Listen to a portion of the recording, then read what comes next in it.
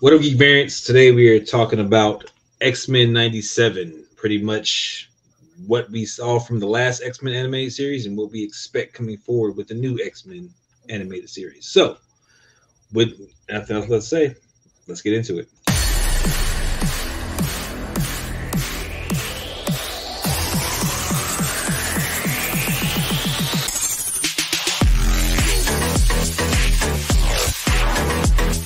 All right, I am here with Tony, who is one of the biggest fans of X-Men that I know, and he's going to pretty much break down what he saw in the last X-Men anime series and what he kind of expects to see in X-Men 97. I'm going to interject here and there. So without further ado, Tony, what do you got for us? It was a dark and stormy night. Stop it. October 31st. What? Let me do this.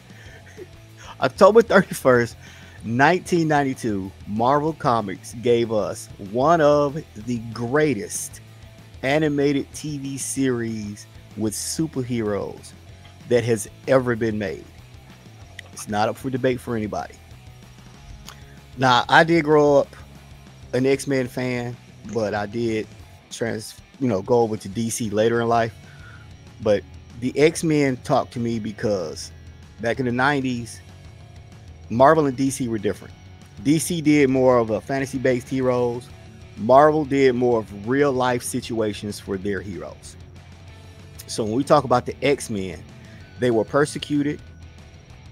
They were looked down upon by society. So with that, they needed a safe space, and that's where Professor X came into existence. He decided he wanted to use mutants for good. And you know, whenever you have somebody for good, you got to have somebody for bad. So his counter was Magneto. Two sides of the same coin. They both wanted the same thing. They wanted mutant rights, but they were just going about it different ways. Professor X was doing the MLK way. Magneto was doing the Malcolm X way. And yes, that's who they were based on. So I don't care. None of y'all say. Everybody said it. The writers, the creators, everybody has said this. So with this being in the 90s, they, like I said, they were persecuted by a populace and became sheltered with Xavier's School for Gifted Children. He would find the mutants. He would bring them in. He would train them to use their powers to help mankind, because his thought process was, we want to be accepted and we want to be peaceful about it. And so when he got them, he named them, of course, the X-Men. And it wasn't the X-Men. We're not talking about the movies because all of those were trash. We're talking about the comics. And the only difference is between the 90s, they adapted a different starting roster than the original starting roster. The original roster was Beast before he had blue fur. You had Angel, you had Cyclops, you had Iceman, and you had Marvel Girl, who was Jean Grey before she changed her name. Those were the 5 X-Men. You didn't have Wolverine, you didn't have Storm, you didn't have Gambit, you didn't have Rogue. They came along later in the series. Those were your core 5, and that's who he built the team off of.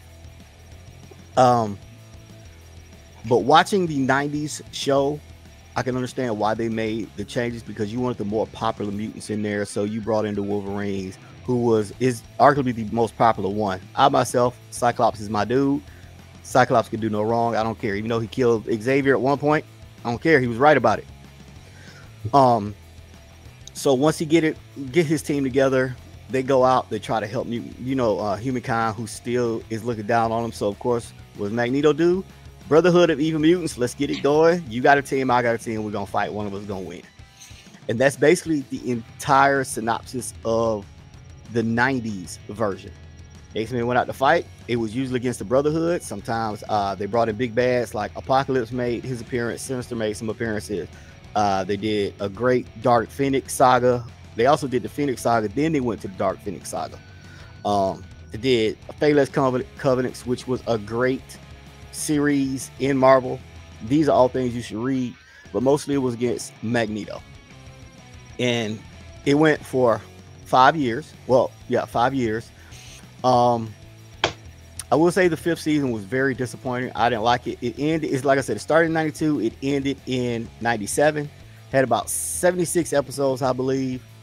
And in that final episode, Xavier was talking, and I want to say it was Kelly, Robert Kelly, that was trying to go against him, and he hit him with a little plasma gun, a little gun that only exists in the X-Men universe, and it made his powers go off. And with him being a telepath, it was a telepathic attack on everybody in the immediate vicinity, and it exposed Xavier as a mutant because nobody knew who he was a mutant. He just knew he was a mutant lover, as they call him, and that put him into a coma. Little bit known, the X-Men, it actually was killing him, and they whisked him back to the mansion, and they're trying to save his life, and they're like, only one thing could happen, and it was they had to go get the Shi'ar, his girlfriend at the time. This is when Magneto came back into the picture, and this is their last episode. This is when Magneto came back in the picture and amplified his brain waves so they could reach out to space, and Landry came down, and they whisked Xavier away. That was the episode. Team is in shambles. There is no Professor X. We don't know if he's alive or dead. And that's when it's going to lead into X-Men 97. I've seen different places, and I've heard different people saying it's going to be a few weeks after or a few months. We won't know until that first episode drops on Wednesday. I'm thinking it's going to be months after the ending of the original 90s, because looking at some of the pictures, like Jean is pregnant, which by the way didn't happen in the comics, so that's another question I have. And she looks like she's about 8 months pregnant, so it can't be a couple weeks. So I'm thinking it's going to be months later, and we're going to see how this happens. I'm looking forward to it. It's one of my top 3 Marvel series that I'm looking forward to. I had discussed this earlier. I was really looking forward to Loki, really looking forward to Black Panther, and I'm really looking forward to X-Men 97. All right. Yeah. I know definitely within the series so that it's Kelly Gyrick was involved. I think he was one of the ones that was helping sell. It's a couple of them. Yeah. But yeah, Magneto's supposed to come in, and I think Magneto is supposed to now coexist, like I guess with Xavier's wishes. Well, actually, it was Xavier. Xavier willed everything to Magneto. Yeah. So now Magneto's in charge. And I want to see the dynamic between Magneto and Cyclops. But the main reason is Cyclops was number one. He is, even though Xavier recruited Jean first, Cyclops was truly the first X-Man. He was the one to be out there. He's the leader of nobody questions his leadership. Then of course later on in the comics they had the blue team, they had the gold team where Storm took over a team and Cyclops took over a team. But it's always been Cyclops. So I want to see if he has the attitude of no, this is not yours, this is mine now, because I was Xavier's number one, so I should be in charge. Or if Magneto comes in, and then I want to see which Magneto they bring in. Is this going to be I have everything I need now to take over the world, or is he going to fall in line with Charles' wishes, which he does at some points in the comics? If he falls in line with Charles' wishes and try to go about it the Martin Luther King way, the nonviolent approach to try to win people over. I'm really I want to see that dynamic. I mean, I think, it's a lot of this is going to be involving Mr. Sinister from what we know going into the next He's supposed to be the big bad. And I'm glad you said something, because that had maybe ask him a major question. Looking at the still where we see, Cyclops and Jean Grey, and Jean Grey's pregnant. That, to me, that's making me say that's not Jean Grey. That's Madeline Pryor.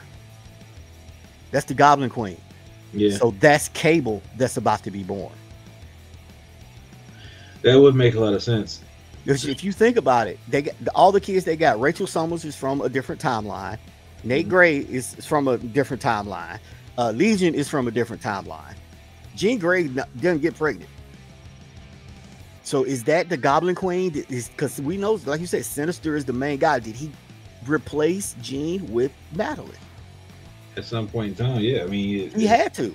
It makes sense because, again, Sinister is always up to stuff. And the last time we saw Sinister, Cyclops was, taking chunks out of him and stuff too. So, yep. I mean, that would be some get back as far as he's concerned. If I can replace the one that you love with someone else and then kind of tear you down from inside, that would be kind of because it's also been rumored that Cable's coming back. So are we going to get a Dragon Ball moment where the older Cable meets the younger Cable? is that going to happen? And then I got other questions like, is Professor X dead? Were the Shi'ar able to save him? We don't know that. That's something that is going to have to be, because right now, and that's what I don't want. I don't want Professor X back in at least this first 5 episodes. We don't need him back. I need to give Magneto his due, let him run it the way he wants to, let the X-Men either decide if we're going to stand with him or we're going to go against him. I don't want him back this season. To be honest, I don't. And that's fine too, because we know it's going to be a second season. Yeah, they've already completed the second season, or they completed the writing on the second season at least. Right. So we don't need him back. Not yet. You can mention him like, hey, I wonder if he's still out there, but I don't want him back. But I would love, like, we got the. I would love to see. What's Sinister? I'm trying to remember all the people he had. I want to see other X-Men, like not X-Men, but other mutants. Like I would love to see Vulcan, because we've seen Havoc and Cyclops. Give me the other brother. Let me get an episode or 2 of Vulcan, because he's the most powerful one in my opinion of the 3. Because we already know Scott and Alex's powers, well, Cyclops and Havoc's powers, they don't work on each other. Yeah, cancel each other out. But Havoc's powers work on Vulcan, and Vulcan's powers work on Cyclops. So it's like, I need that dynamic. I need to see them fighting. I want to see Hope. I want to see the other kid come out. I do. I mean, what about any of the other villains and stuff that we've seen from the previous series? Do you want any of these to make any resurgence, or you just want to be done with most of them? With Sinister, the only one you could bring out with Sinister would be Apocalypse, because they were closely worked with each other. I could see Apocalypse coming back. Major villains besides that, no. If we're gonna focus on Sinister, we need to give Sinister his due, because he is a major villain. I mean, Apocalypse had his 4-part episode in the original one. Mm-hmm. Sinister needs at least 5 episodes minimum. I mean, do you think he's going to be the big bad for the overarching entire thing, or just for the first season? I'm thinking just for the first season, because they also mentioned the Hellfire Gala, which is a big mutant get together. So I'm thinking Emma Frost is going to be there. Sebastian Shaw is going to be there. I don't know if the other ones are going to be there, but if you bring it in those 2 and then Mr. Sinister with hopefully Apocalypse, that's enough for 1 season. Because then you put Magneto on the good guy side. Now you're balanced, and that's what I'm hoping for. All right, since they've already got a season 2, so we can speculate kind of there. If they carry over, if everything you just said kind of takes place within season 1 ish, so like that, then what's the bigger threat that they can go to in season 2? Actually, I need them to fight the Shi'ar again. I need Gladiator and his people back. I need a brawl. I do. I need Bishop to be back in there with him. I know he's going to be part of it, and I hate his new haircut, but whatever. I need Bishop, Cable, Cyclops, Wolverine. I need the X-Men against the Shi'ar. I need it. You can, throw in some other Marvel heroes. I don't care. Just give me I need a brawl. I need to see Gladiator beating up on somebody. Have Juggernaut come up in there and try to fight him, and then make Gladiator throw him across the city like he normally does. Make it happen. This is what I need. I need action. That's what the OG 90s X-Men was. It was action, action, action.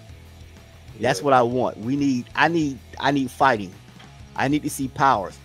I don't want them nerfed, because they nerfed a lot of them in the 90s. Storm was nerfed, Jean Grey was nerfed. I need full power. The Storm was taken out too often, and it annoyed me. I will say they did play her weakness with claustrophobia. They did that perfect. Yeah, that was something like when she had to fight the Morlocks and become their leader with no powers. Perfect. But I need you to show me the Omega level that she is. That's what I want. How violent are we going to make this? Because the 90s, if you go back and look at the 90s and think about the area, they were pretty violent for the 90s. I don't know. I do need to step it up. I want to know. I want to see Iceman back, of course, because he was one of my favorites growing up. I'm not sure he's gonna be back. Don't know. Yeah, I don't know if he's going to be back at any point in time. But you see, with all the characters that are shown in here and their dynamics, of course, you got Scott and Jean who have their dynamic, along with Wolverine, who is going to interject himself repeatedly at some point in time. I need that. We need that triangle. Yeah, freaking. I mean, he made, what was it, one of the episodes where he was leaning towards Storm at some point in time. I don't know if they're going to bring that relationship. He did get with Storm briefly, but he also, his adopted daughter is Jubilee, who is no longer the youngest, because they're going to bring in Sunspot, and he's going to be the youngest. So now she's a full-fledged X-Men and not an X-Men in training. Yeah. So I need to see how she matures, because even though she matured in the comics, she still kept her kid-like values, and she still was optimist about things, not like Wolverine, who's like, I hate everybody. So it's like, I want that. And then how's Nightcrawler going to fit into this group? Are they going to, go into his backstory like they kind of did in them horrible movies? How are they going to introduce him? What's his dynamic going to be with Rogue? Are they going to be brother and sister? I don't know, because they did a lot of stuff in the comics with the change up of storyline between Mystique, Destiny, and so his whole thing. So.